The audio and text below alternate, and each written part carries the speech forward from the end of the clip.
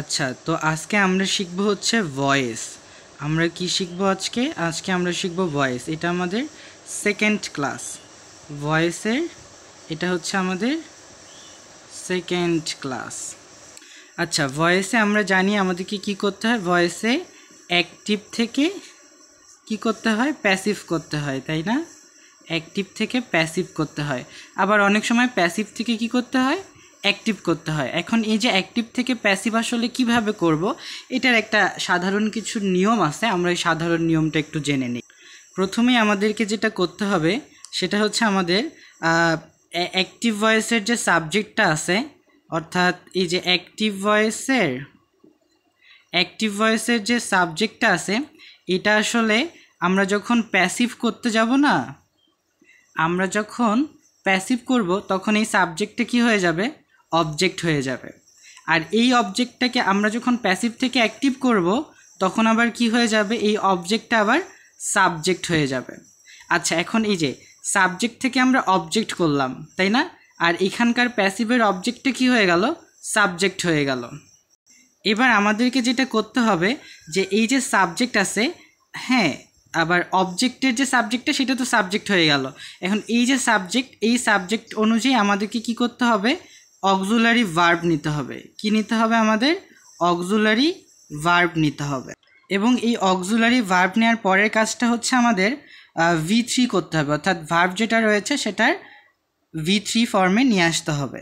এখন কারো যদি এই জিনিসটা বুঝতে অসুবিধা হয় তাহলে কোনো সমস্যা নেই, কারণ আমরা এত কঠিনভাবে শিখতে যাব না। আমরা খুবই সহজভাবে এবং খুবই বেসিক থেকে আমরা শিখতে যাচ্ছি। আচ্ছা, এবার আমরা একটা সেন্টেন্স লিখি। সেটা হচ্ছে যে he is known to me. প্রশ্ন হচ্ছে এই যে he is known to me, আমি যে সেন্টেন্সটা লিখলাম এটা আসলে অ্যাক্টিভ সেন্টেন্স নাকি প্যাসিভ সেন্টেন্স? এটা যে প্যাসিভ, এটা আসলে এটা কিন্তু প্যাসিভ সেন্টেন্স। এখন প্রশ্ন হচ্ছে কিভাবে বুঝবো যে এটা প্যাসিভ সেন্টেন্স? এটা বোঝার একটা ওয়ে আছে। এখানে কি ইজ আছে না? ইজ হচ্ছে একটা অক্সিলারি ভার্ব, রাইট? এবং আমরা জানি অক্সিলারি ভার্বের পরে যেই ভার্বটা থাকে সেটার সাথে কিন্তু আইএনজি হয়, তাই না? কিন্তু এইখানে কি ভার্বের সাথে আইএনজি আছে? ভার্বের সাথে আইএনজি নাই, এখানে ভার্বের V3 ফর্ম আছে। দ্যাট মিন্স এটা হচ্ছে একটা passive sentence.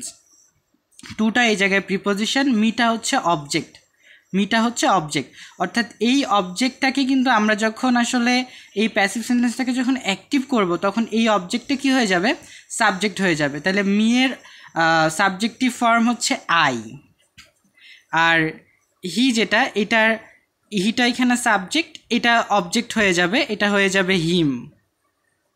Okay, are known আছে এই জায়গায়, এখন নোনটা হয়ে যাবে নো, এবং এখান থেকে প্রিপোজিশনটা উঠে যাবে, এখান থেকে ইজটা উঠে যাবে।